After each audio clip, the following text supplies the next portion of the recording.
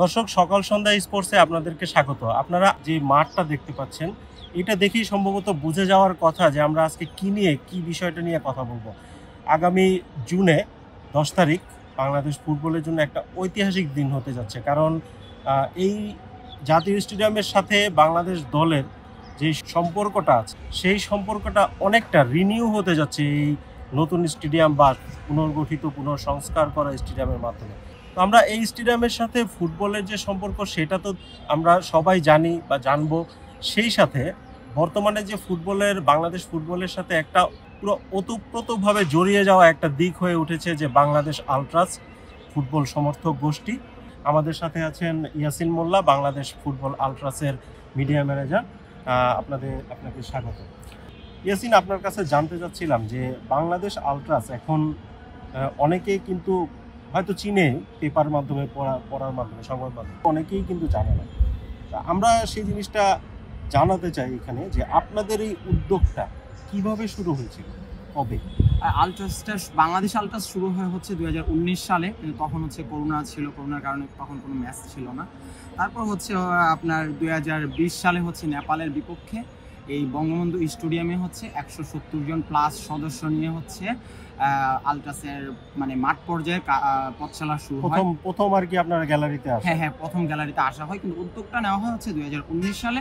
আর ওই ম্যাচটা হচ্ছে বাংলাদেশ 2-0 জয়লাভ করে। আচ্ছা, প্রথম বললেন যে মাত্র 170 জন, এখন সদস্য সংখ্যা কত? এখন সদস্য সংখ্যাটা আসলে মানে সঠিক সংখ্যাটা বলাটা একটু কঠিন হয়ে গেছে, তবে 15,000 প্লাস। কারণ আমি সপ্তাহখানেক আগে যখন দেখি তখন 15,000 প্লাস আমি একটা সংখ্যা চিহ্নিত করছিলাম, কিন্তু হচ্ছে এখন দৈনিকে আমাদের শত শত মেম্বার বাড়তেছে। অবশ্যই এটা সংখ্যাটা আরো অনেক বেশি, কারণ ফেসবুক গ্রুপে আমি দেখেছি যে 214 কে, মানে 2 লাখের উপরে। হ্যাঁ, আমাদের 2 লক্ষের উপরে হচ্ছে আমাদের ফেসবুকে ফলোয়ার, মানে দিনকে দিন বাড়তেছে। আসলে আমরাও চেষ্টা করতেছি যে এটা একটু সহজ করার জন্য। আসলে যদি বলি, আমাদের ওয়েবসাইট ছাড়া বিকল্প নাই, কারণ আমরা ফেসবুক পোস্টে এত মানে সাজায়া বা গুছানো বলাটাও কঠিন হয়ে যায়। তো এই জন্য আমরা চেষ্টা করতেছি আমাদের ওয়েবসাইটকে সুন্দরভাবে সাজানো, যাতে করে ওই ওয়েবসাইটে ভিজিট করলে আলট্রাস, বাংলাদেশ আলট্রাস এবং বিশ্ব আলট্রাস এবং তারা কি করে, কেন তাদের দরকার, তাদের ভালো দিক খারাপ দিক, যাতে সবকিছু তারা মানে সহজেই মানে বুঝে যায়। এই জন্য আমরা আমাদের আলট্রাসের ওয়েবসাইট নিয়ে কাজ করতেছি। অবশ্যই দর্শক, আপনারাও চাইবেন যে ওয়েবসাইটের মাধ্যম থেকে বাংলাদেশ আলট্রাসের কর্মকাণ্ড সম্পর্কে আরো বেশি জানতে। আচ্ছা, এখন ইয়াসিন, আপনার কাছে জানতে চাই যে সময় বাংলাদেশে ফুটবলটাই ছিল মেইন খেলা বলা হতো আর কি। তো ওই সময়ে কিন্তু সমর্থক ছিল, এই ঢাকা স্টেডিয়ামেই মানে মানুষ মারামারিও করতো, এরকম খবর আমরা জানি।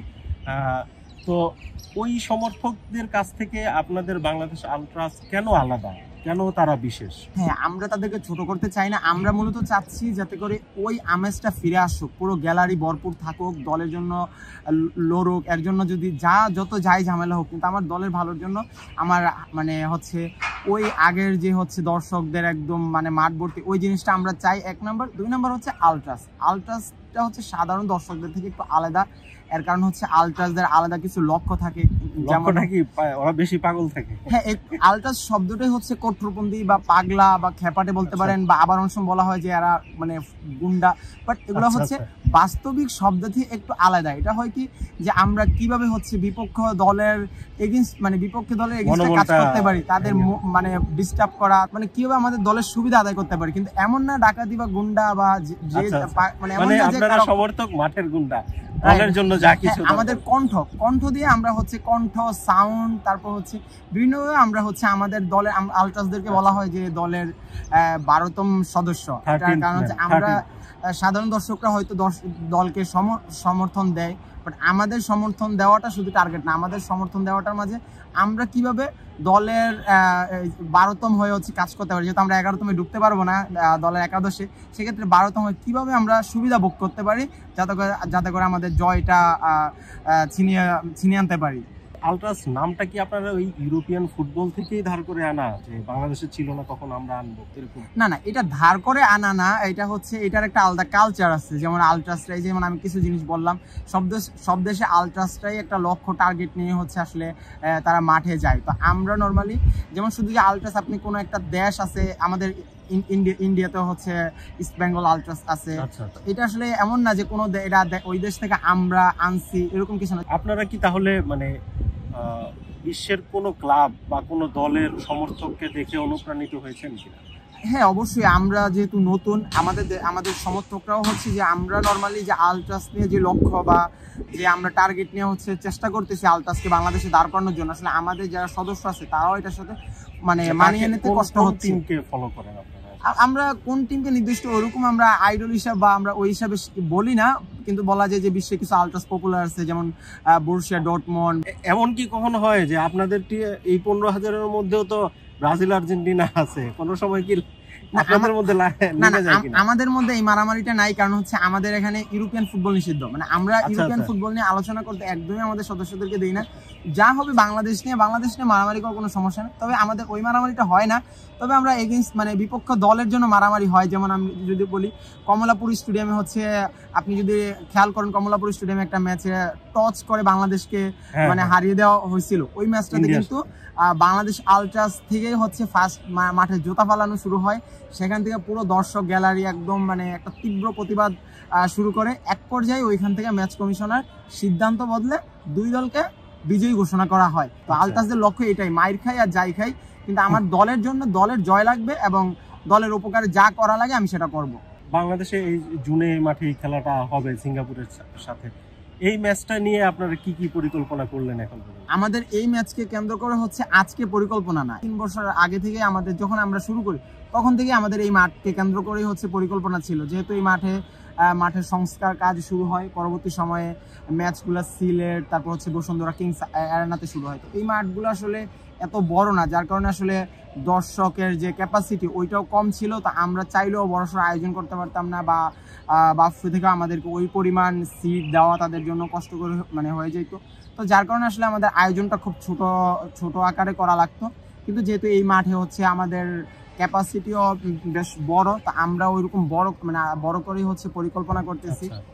এই ম্যাচের জন্য এই ম্যাচে আগে থেকে আমাদের বড় পরিকল্পনা ছিল, যেহেতু তার মধ্যে হামজা আসতেছে, সমিত সোম আসতেছে, ফাহমিদুল সহ আরো অনেক ভালো ভালো প্লেয়ার, যেটাতে আমরা, যদিও এটা আমাদের পার্মানেন্ট সমাধান না, বর্তমানে হচ্ছে আমাদের ফুটবলের যে একটা অবস্থা জাগরণের জন্য, হ্যাঁ ফুটবল জাগরণের জন্য আমাদের জয় দরকার এবং আমাদের ট্রফি দরকার। তো সেই জায়গা থেকে হচ্ছে আমাদের ফুটবলের যে একটা ক্রেজ এবং পরিবর্তন দরকার, তো সেটা আমরা মানে অলরেডি হয়তো আমরা একটা ভালো মানে সেটার জন্য একটা ভালো টিম দরকার, সেটা আমরা অলরেডি মানে পেয়ে গেছি। বিশ্বের যদি লিস্ট করা প্লেয়ারদের মধ্যে আমরা এরকম প্লেয়ার পেয়ে গেছি। আচ্ছা, যদি আমি লিস্ট করতে বলি যে আপনারা কি কি প্রস্তুতি সংক্ষেপে যদি বলতে বলি, কি কি মিশন বলবেন? ফুটবলে হচ্ছে সমর্থকদের থেকে আয়োজনের সবচেয়ে বড় একটা স্পেশাল বিষয় থাকে হচ্ছে টিফু হচ্ছে যারা ফুটবল সমর্থক তারা টিফু শব্দের সাথে খুব পরিচিত। তো আমরা বাংলাদেশে মানে এই প্রথম এত বড় একটা টিফু করতে যাচ্ছি, যেটা বাংলাদেশে কখনোই হয় নাই, এবং কি আমাদের মানে পরিকল্পনা আছে যেটা হয়তো এশিয়ার টপ যে টিফুগুলো হয়, এবং কি এশিয়ার মানে ওরকম বড় আমরা টিফু রাখতে যাচ্ছি। টিফুটা হচ্ছে আপনার এটাকে মূলত কাপড় দিয়েও করা হয়, তারপরে হচ্ছে বিভিন্ন প্লাস্টিক বা বিভিন্ন রকম বা প্লাকার্ড এরকম বিভিন্নভাবে করা হয়। যেহেতু আমাদের দেশে এটা প্রথম, তো আমরা চাইলেও অনেক কিছু করা যাচ্ছে না, কারণ আমাদের দেশে ওই প্রযুক্তি নাই। তো যার কারণে আসলে আমাদের কাপড়ই যাইতে হচ্ছে আর কি। আচ্ছা, আমরা মানে এটা কাপড়টা তো ট্র্যাডিশনাল আর কি, মেইনলি প্লাকার্ড দিয়ে ওইটার উপরে কার্টুন দেওয়া থাকে। এটার মধ্যে অনেক কিছু থাকে, এটা দেখে দেখা যায় যে এমন কিছু রাখা হয় যে মনে করেন বিপক্ষ টিমও যাতে করে একটু ভয় পায়। তারপর হচ্ছে আমি একটা ভিডিও দেখলাম আপনার ইয়াতে, যে আপনারা চেষ্টা করছেন যে বাঘের একটা সাদৃশ এই টিফুটা প্লাকার্ডের মাধ্যমে চেক করার, এটা কি থাকবে? শুধু এটা না, এটার মধ্যে আসলে অনেকগুলো জিনিস থাকে, যেমন হামজা চৌধুরী, সমিত সোম সবাইকে ওয়েলকাম জানানো, প্লাস ফুটবলের ইতিহাসকে মনে করানো, এবং বিপক্ষ দল যাতে একটু মানে ভয় পায় ওইটাও রাখা হয়। এটা আসলে এটার মধ্যে অনেক কিছু রাখা হয়, আর এটা আসলে বিশাল বড় হয়ে থাকে। তো আমরা অন্যান্য মাঠে এটা অনেক আগে থেকে পরিকল্পনা ছিল, কিন্তু কিংস অ্যারেনাতে আসলে ওইটা সেট আপ করার মতন সুযোগ ছিল না। আপনারা কত বড় টিফু বা প্লাকার্ড বা ব্যানার নিয়ে আসার চিন্তা করতেছেন? এটা আসলে আমরা সাইজটা বিশাল বড় হবে, বলা যায় যে আমরা উপর থেকে নিচ এবং বিশাল বড়ই চাচ্ছি, কিন্তু আমাদের এখনো বাউসি থেকে আমরা কনফার্মেশন পাই নাই যে আসলে আমরা পুরোটা পাচ্ছি না, আমরা কতটুকু পাচ্ছি। ওইটার জন্য আমরা ওয়েট করতেছি। ওইটা হলে আমরা আসলে আমাদের সমর্থকদের মানে সবাই এটা জানতে চাচ্ছে, বা আমরা মানে প্রকাশ করবো আর কি যে আমরা কত বড় এটা থাকতেছে। এটা হচ্ছে বিশেষ আপনাদের পেজে আমরা হয়তো এটা পেজে প্রকাশ করবো না, কারণ এটা সারপ্রাইজ গিফট হিসাবে থাকবে, একদম ম্যাচে থাকবে। হ্যাঁ, এটা সারপ্রাইজ, এটা কখনোই কোনো টিমই মানে আগে থেকে এটা লিক করে না। জাস্ট আসলে যাতে করে ফুটবল তারা যাতে একটু মনকে খুশি রাখতে পারে বা একটু আশা রাখতে পারে, এই জন্য আর কি হালকা একটু আমরা বলে রাখতেছি যে এটা আসলে বাংলাদেশের ইতিহাসে সবচেয়ে বড় টিফ হতে যাচ্ছে। এটা হচ্ছে আমাদের মেইন আকর্ষণ থাকবে। আর দ্বিতীয় আকর্ষণ বলতে গেলে আমাদের টিমকে কখনো আমরা ফুটবলে আমরা রিসেন্ট টাইম দেখি নাই যে আসলে আমাদের টিমকে ওয়েলকাম জানানো, বলা যায় যে আমরা রিয়াল মাদ্রিদ, বার্সেলোনার টিমকে কিভাবে ওয়েলকাম করে, টিম বাস যখন মাঠে ঢুকে, এটা আমরা হচ্ছে অন্য দেশে দেখি এবং অন্য ক্লাবগুলোকে দেখে থাকি, কিন্তু আমরা সেটাও এবার মানে বিশাল বড় আকারে, যেটা আসলে একটু সবাইকে অবাক করবে যে আসলে আমরা তাদের থেকে কতটা আশা রাখতেছি এবং এই টিমের প্রতি আমাদের কতটা আশা এবং ভরসা, সেটা দেখে আসলে স্পষ্ট সাহস দেওয়া। দর্শক, আমরা জানতে পারলাম যে দুইটা বিশেষ আকর্ষণ সামনের জুনে সিঙ্গাপুরের বিপক্ষে বাংলাদেশ দলের জন্য রাখতে যাচ্ছে, বাংলাদেশ ফুটবলের দর্শকের জন্য রাখতে যাচ্ছে বাংলাদেশ আলট্রাস। এখন আমরা এই দুইটা যে বিষয়টা জানছি, সেখানে আমরা আশা করব যে অবশ্যই সাধারণ দর্শকরাও তাদের সঙ্গে যোগ দিবে। আরেকটা বিষয় জানতে চাই যে বাংলাদেশ আলট্রাসের কালারটা, সেটা কালো কেন? মানে বাংলাদেশের রং তো লাল সবুজ, এটা নাই কেন? আলট্রাসদের একটা ফেভারিট কালার হচ্ছে কালো, তার মধ্যে আবার এটা একটু মানে ভয়ঙ্কর টাইপের হয়। আবার সবার থেকে একটু আলাদাভাবে, যেহেতু আমরা আলাদা লক্ষ্য নিয়ে কাজ করি, তো সবার থেকে যাতে করে একটু আলাদা হয়, ওইটা চিন্তা করে হচ্ছে আমাদের কালো রাখা। যদিও একটু গরমকালে কালো কালারটা একটু কষ্টকর হয়, তবে আমাদের সমর্থক বা মেম্বার বা আমাদের যারা সদস্য তাদের কাছে আসলে এতটুকু মানে মানায় নেওয়ার মতন, এটা আসলে তাদের কাছে প্রবলেম। সুন্দর কথা, ধন্যবাদ আপনাকে ইয়াসিন। সেই সঙ্গে আমরা সমর্থকদের বা বাংলাদেশ ফুটবলের সকল সমর্থকদের শুভানুধ্যায়ী জানাতে চাই যে বাংলাদেশ আলট্রাসের পক্ষ থেকে ইয়াসিনরা যেই রকম চেষ্টা করছে বাংলাদেশ ফুটবলকে এগিয়ে নেওয়ার জন্য, যেটা নবজাগরণ বলা হচ্ছে সামনের জুনের 10 তারিখে, আমরা সেই সাথে আশা করব যে বাংলাদেশ দলও সেদিন জিতবে। সেই আশা রেখে আপনাদেরকে সবাইকে ধন্যবাদ জানাচ্ছি। সকাল সন্ধ্যা থেকে আমি শিহাবুদ্দিন।